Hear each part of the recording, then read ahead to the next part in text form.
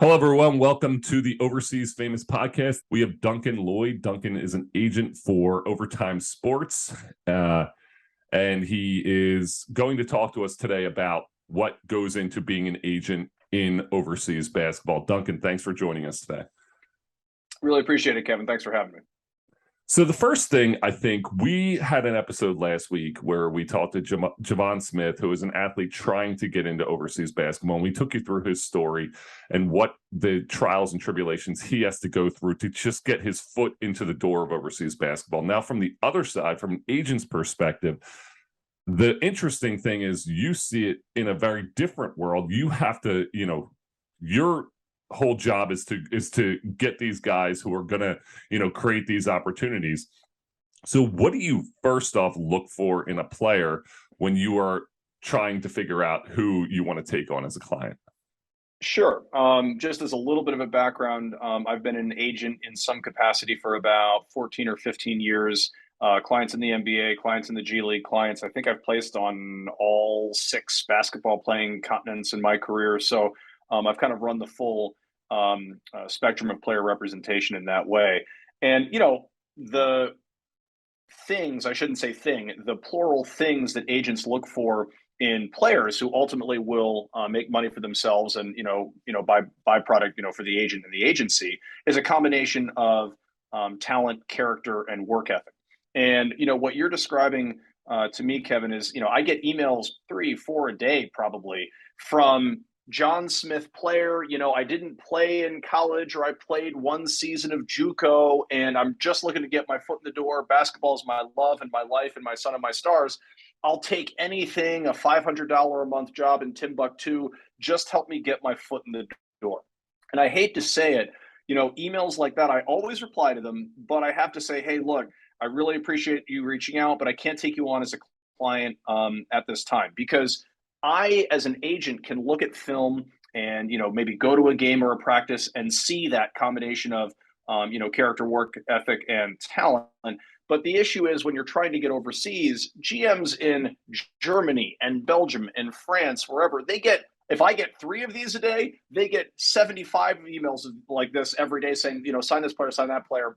From an American perspective, almost all of these countries have caps on how many Americans each team can sign. So they're looking for very specific kinds of players. So unfortunately, a lot of American players who think, I'm an okay player here, I can just go to Germany and Belgium and France and just make it and start making money.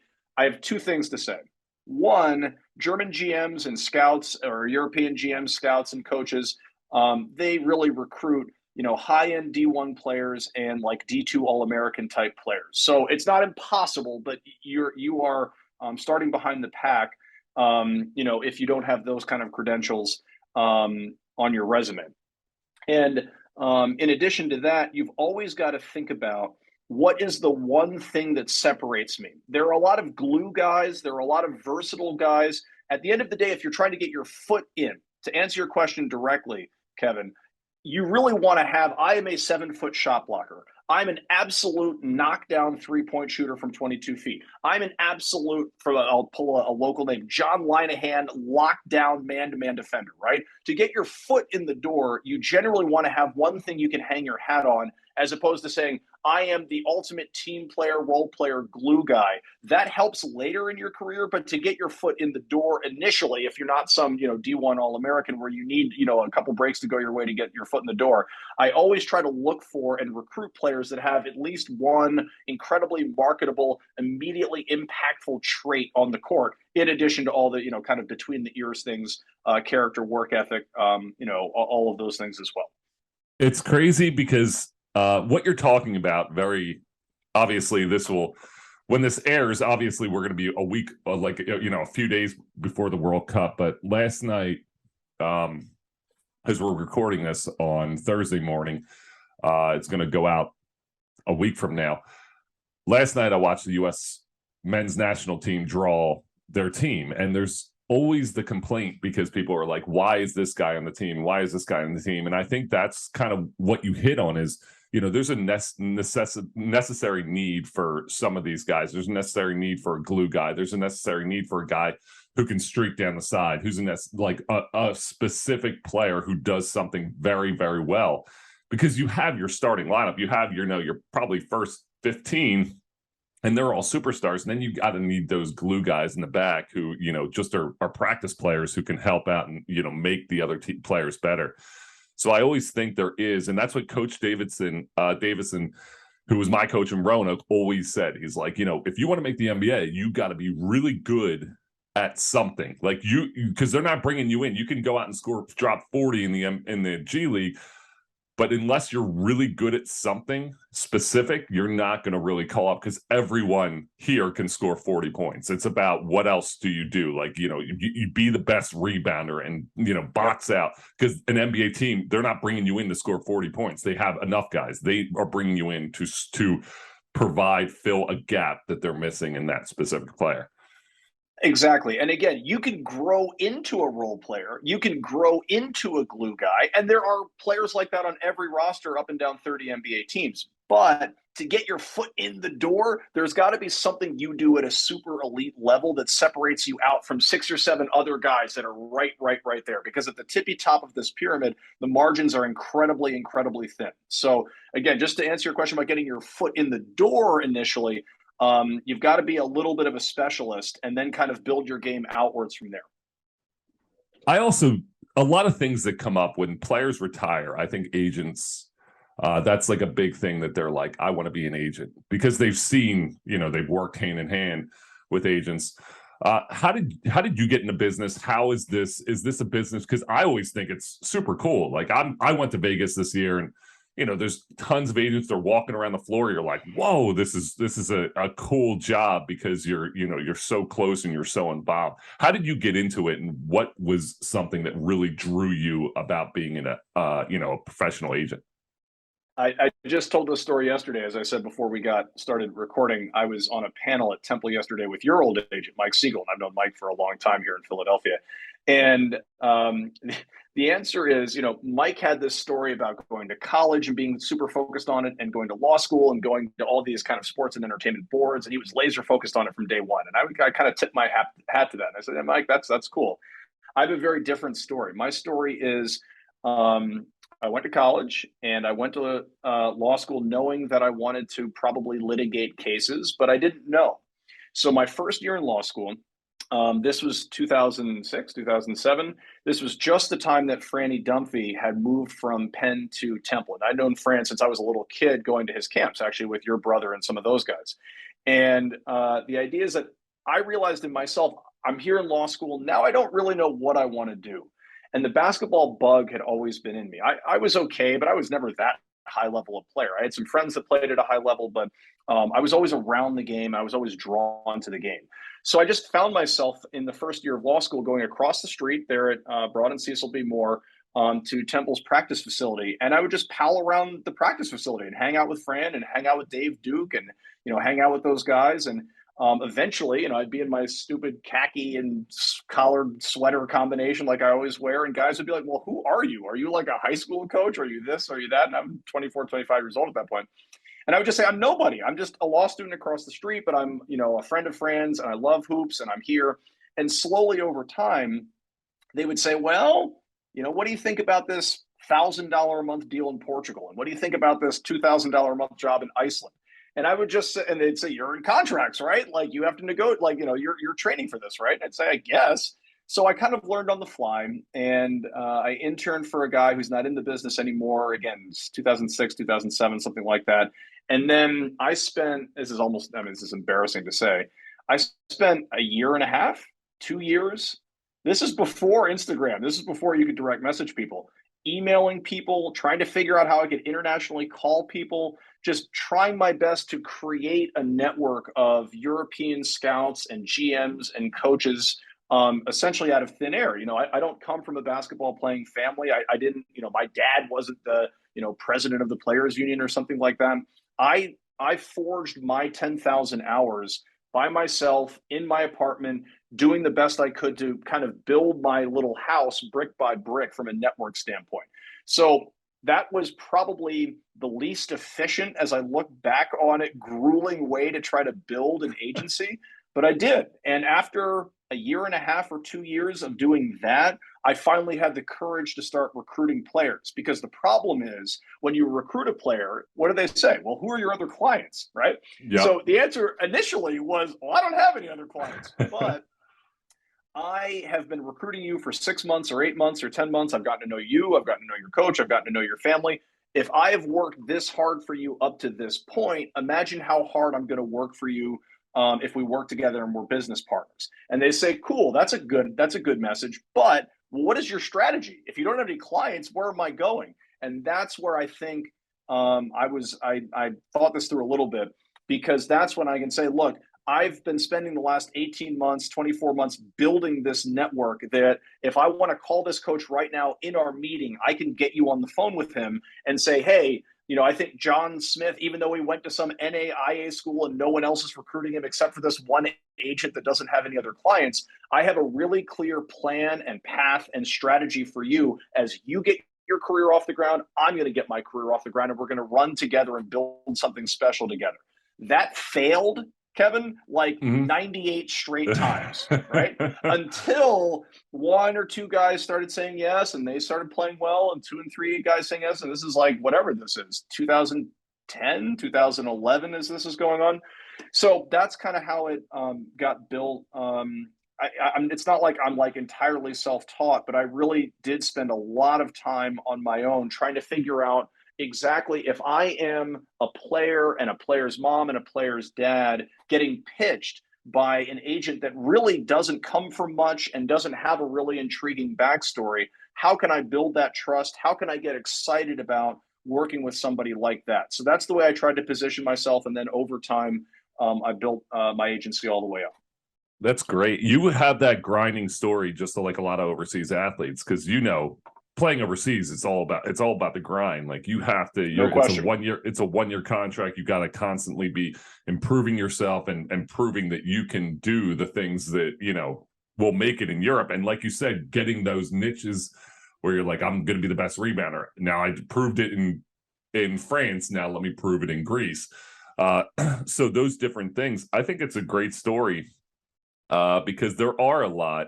And I feel like there's a lot of players now who are trying to get an agent, trying to get into the agent route.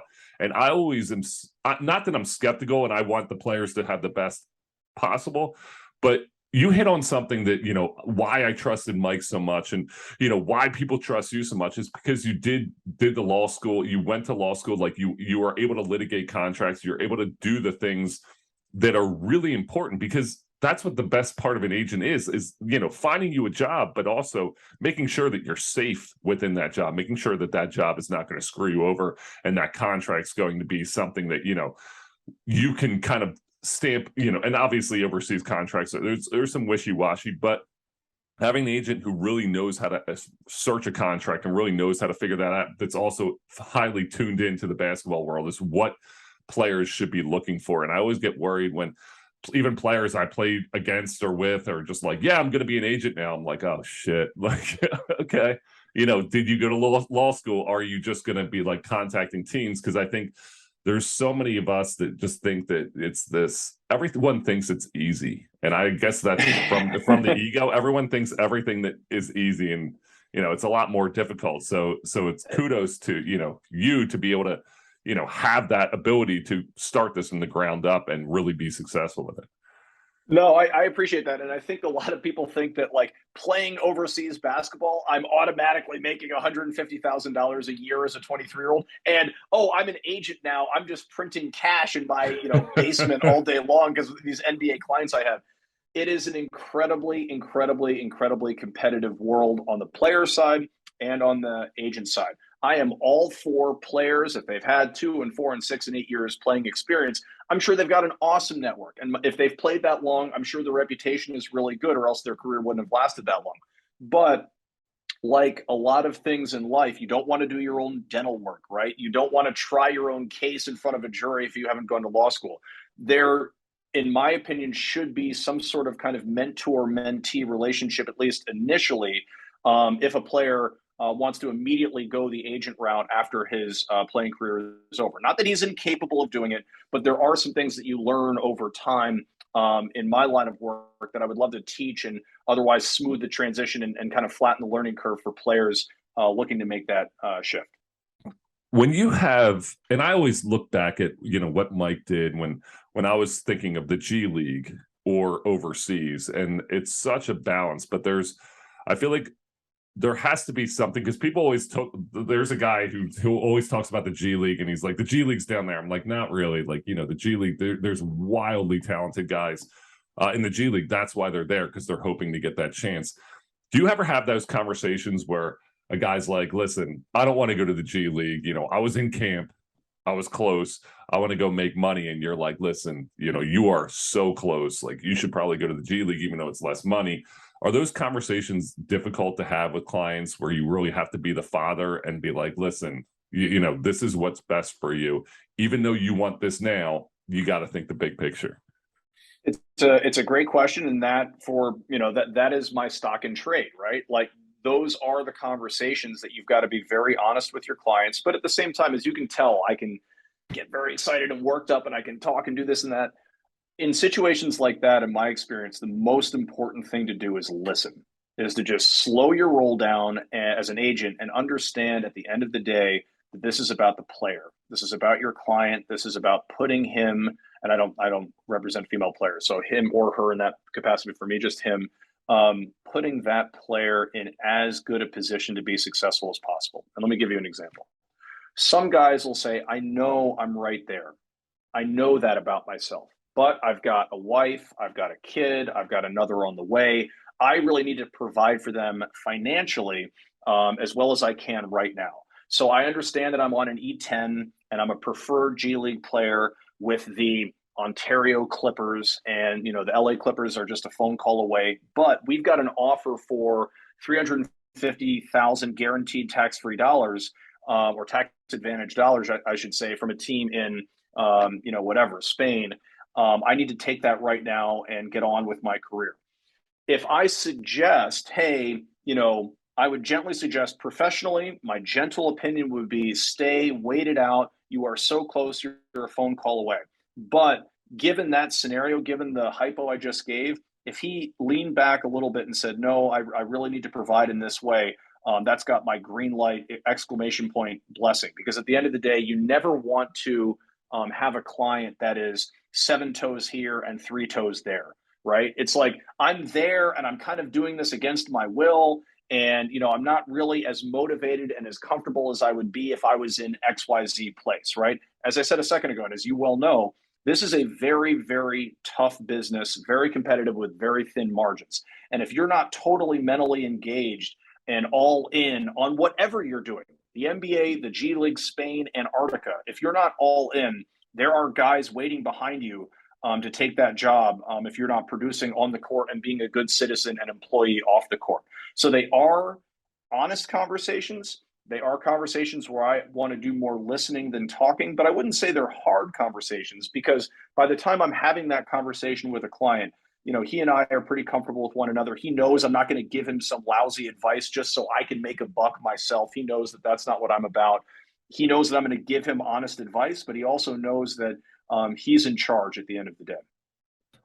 I like how you kind of, you're talking to the one thing you said that really sticks out that I always talk to players about is, you don't realize how close, every single day you are to great things. If you're on that borderline, you don't know how close you are to great, and you don't know how close you are to complete disaster. I mean, you are towing this line constantly where, you could go in the next day, have one bad practice and be sent home. And you can also go in the one day, have a great game in EuroLeague, and then something the NBA is like, let's go, we're bringing you on. It's such a balance. So you kind of talk about how you relate to the player.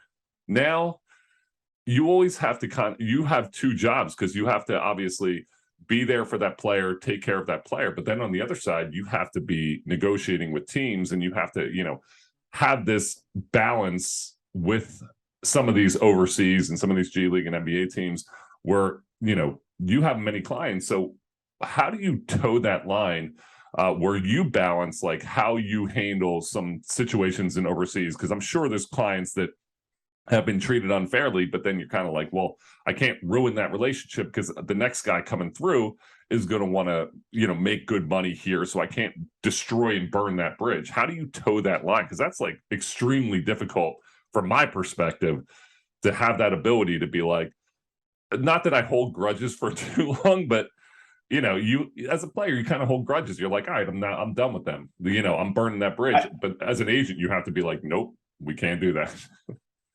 So, I guess I would say sometimes in my line of work, you're a sword and sometimes you're a shield.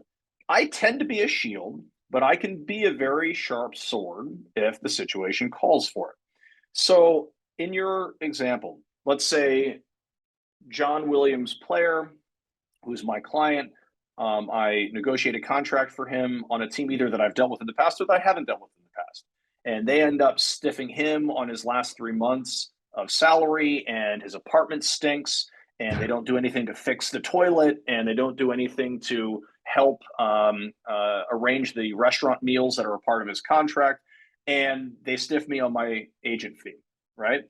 The answer, unfortunately, is it's not like I fly on a plane and go to the local gun store and lose my mind with this GM, but I absolutely, positively file that away. And when that team invariably reaches back out to me the next May, June, July, looking for new players and to rebuild their roster for the next year, I'll be very frank with them and say, get lost. Keep this moving. I'm not sending any more clients to you after what happened last year. And in fact, you owe me money. And in fact, this back claim is at this stage, so go ahead and refer to that. And I would not send another client there. So I don't mean to make it personal. And as I said, drop a bunch of F bombs and, totally scorch earth this relationship. But at the same time, from a business standpoint, would you hire a house painter again after you paid him a $10,000 deposit and he didn't paint your house? Of course not, right? You'd find another house painter. So it's the same idea with these teams. I don't ever mean to make it personal where it's personally cutting remarks or anything like that, but when they come back around where they want to do more business down the road, goodbye. I like that. And I think, real cool, like a hand clap, because I love the analogy of sometimes you got to be a sword, sometimes you got to be a shield. It's true. And it is, you really do. You have to kind of protect sometimes, and you have to, you got to go after sometimes. Gouge. You've got to gouge sometimes. Exactly. Right. Do those relationships ever, if you're in a situation, do these teams get desperate enough to fix whatever wrongs they've done? Or is it just like they're kind of in the same boat and they're just like, screw you? Or are they like, all right, let's fix this. We have new management, things like that, which is always the great thing, new management or new government things. That's right. Like a big thing overseas. Like, oh, suddenly you're a different team name. Now you can apparently afford to pay. Guess when my clients or I am not getting treated fairly, and by that I mean they're not honoring the clauses of the contract that we very carefully negotiated in whatever May or June or July, I can be a pretty squeaky wheel in terms of letting them know that here are things that they are falling short on, and here's the timetable where I expect them to ameliorate those wrongs. And if that doesn't happen, then this is going to happen. And again, it's not personal. It's not insulting or anything like that, but it's business. And if they're not going to honor their end of the contract, we're not going to honor our end of the contract because the contract at this point is illusory, right? So, I think I would just say I've been around long enough that I, have a good sense of what clubs operate like that, and honestly, what like entire countries and leagues operate like that. And I am very ready, willing, and able to share that information and share that experience and share that knowledge when I'm talking with players. Overseas players every summer, if you're a good player, have a situation kind of like this. You've got offer A, you've got offer B, and you've got offer C. Now, all three teams want to know in 5 minutes what your answer is, blah, blah, blah, blah, blah.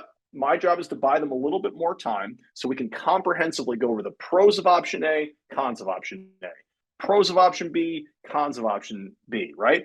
And if there is a major red flag, a major con about lack of payment, or as I said, the apartment is lousy or the restaurant meals never worked out about option B, They need to know that, and they need to think about that as they're making an informed decision about what's going to be the best fit for them in the upcoming season. So that for me is something that again, I've got a little archive in my head about what teams honor these contracts and which don't, and I present those to our clients when it's time for them to make a decision. When you get into, have you ever been in a situation where you think you're just like, okay, this is a great situation, it's a great fit, the player's obviously playing great, but for whatever reason the team's like, no, we're releasing them, and you're just kind of like, what is that situation like? Because as an agent, you have to kind of talk to the player who thinks that they're playing well. As a agent, you have to talk to the team and be like, listen, this is what do you want? I mean, is that a conversation you've had to have with teams where you kind of like have to really negotiate and be like, no, he's staying, he's doing what you want them to do, exactly what's put forth in the contract, he's achieved all of it? I don't know. I think I would disagree with that a little bit. I would say when I have represented players that end up getting released, and that does happen, I would say this. It's generally not a surprise, if that makes sense. It's not a call that I'm like, oh my God, this guy's getting 18-8 every game. Like, what happened here? Short of that person committing some European felony, that's generally not going to be a way or a reason for a team to release a player. If a player is showing up late to practice and is not impactful on the court and is disrespectful from everybody to the coach to the secretary, I don't represent clients like that, but I'm just trying to use the hypothetical. I can get that vibe when I FaceTime with my clients, which I do every week, just to catch up and see kind of how they're doing and what's going on. I can tell pretty quickly if they're unhappy. And if they're unhappy, my guess is when I'm getting calls that this is a more and more disrespectful and rough employee to deal with, it's like, yeah, I can kind of see that. So when ultimately that call comes in a week or two that we're going to release them, it's like, I'm really sorry that this marriage was destined for divorce. In my experience, in my career as an agent, there have been times where I have negotiated. Essentially, they call and say, we're not happy. And I'll say, take it easy, give him 2 or 3 or 4 more weeks to kind of prove himself. He's young, it's his first year, whatever, it's a new system, whatever else. And I've been successful doing that sometimes, not every time. Sometimes a team will just say, no, we're cutting our losses. But the couple times they'll say, fine, let's extend it out. I need to get on the phone immediately with my client and listen to him. Not preach, not dictate. I need to listen to him, because it's possible that we are in a 7 toes here, 3 toes there scenario where there's something going on where he's not comfortable, he's not fully engaged, and he and I need to really get on the same page about that. Because if the answer is no, I love it here, I'm working as hard as I can, I'm doing everything they're asking me, he's going to play the whole season there and do well, right? But if there's some other issue going on that maybe I'm not aware of, then I need to listen to him and then go back with the team and understand if maybe a separation is best for all parties. Now you kind of, I mean, you really are.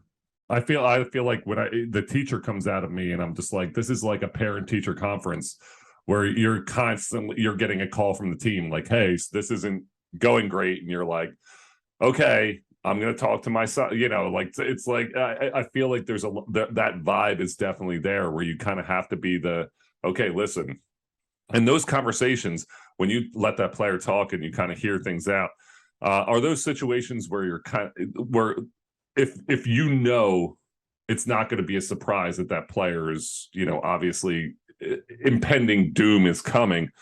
What conversations, if you say, listen, give him a few, another week, what conversation do you give to a player to be like, listen, are you honest with them and be like, hey, this is what's happening?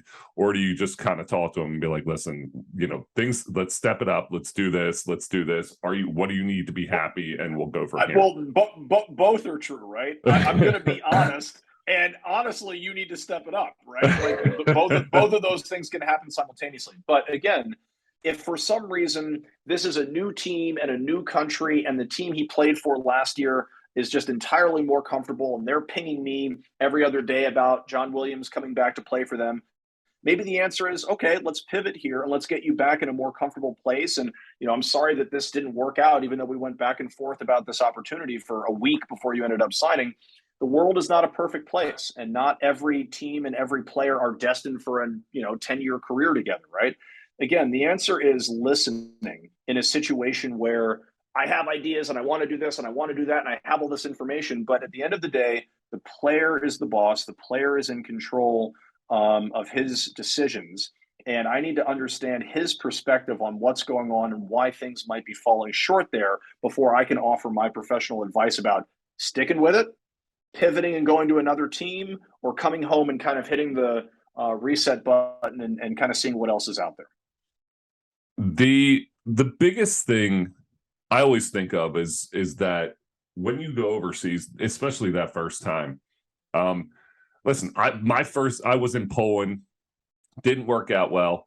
Then I went to Australia, and the most beautiful, but you still have those nerves. You're still so far away. You're still kind of dealing with all this newness. What is, when you know a player's heading overseas for the first time, maybe they've done the G League route, maybe they've done the NBA route, and now they're heading overseas. What's the advice that you give them? What's the talk you have with them before they take off on that plane? I've been waiting for this question, and the answer is I'm going to tell you literally exactly as I tell guys going overseas for the first time. There is nothing I'm going to say or do during this conversation that is going to 100% prepare you for living abroad for the first time in your life. I can tell you about the team. I can tell you about the city. I can connect you to 4 people over there who'll meet you at the airport. I can get as soft a pillow on your bed as I possibly can, but the bed is still going to feel a little bit weird for the first week or 10 days, right? That's true. That is honest advice. And pre-COVID, I liked going over to Europe and visiting the guys. I want to do that again starting here this year, just to let them know that I'm here and I care about them, and I'm not too far away, obviously. But the answer is it's weird. Even if you go to a place like Australia that's largely Americanized, just the time difference alone, where you want to connect with your family and friends back home, your entire day and hours are upside down in a way that makes it hard, right? There's nothing an agent or a mom or an ex-coach is going to tell a player who's got his bags packed and is leaving out of JFK for the first time, where 2 days later he's in his apartment by himself after a long day of practice with several coaches where English is not their first language, where he's like, I am totally cool. I am totally relaxed. This is a totally comfortable situation. It's just never the case. All you can do is educate them as best you can. They are smart young men who have good resources and good senses about them, to prepare them as best you can, knowing that you don't have a magic wand where it's like they're going back, home back to their high school for a ticker tape parade, their first time overseas. It's not like that. There's always a learning curve and an adjustment your first year. Duncan, this has been super cool. The insight you gave is something that our listeners, as we talked about before, we have a lot of overseas athletes who listen in. It's a great insight, so they can kind of, I always want to show the other side. I always want to show all sides of this. And that last question, you nailed it, because you really do have to prepare. And that's, what we try to accomplish with this podcast, is prepare players for what they were going to experience, what's going on, the stories, the funny things, the crazy things, the scary things.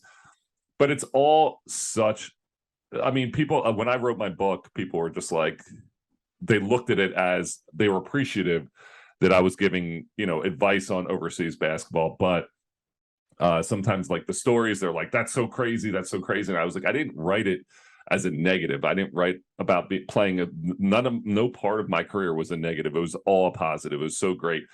All I'm just trying to do is just show the whole total package. This is what overseas is. There's some incredible moments. There's some sad moments, but that's life. And I want to just try to show that it's not as scary as it seems to be. Even though I was terrified, it wasn't as scary as it seemed to be. And, your insight helps a lot of athletes kind of figure out some of those things and get those butterflies out of the way before they, head overseas for that first time. So I appreciate you coming on and talking and telling your story.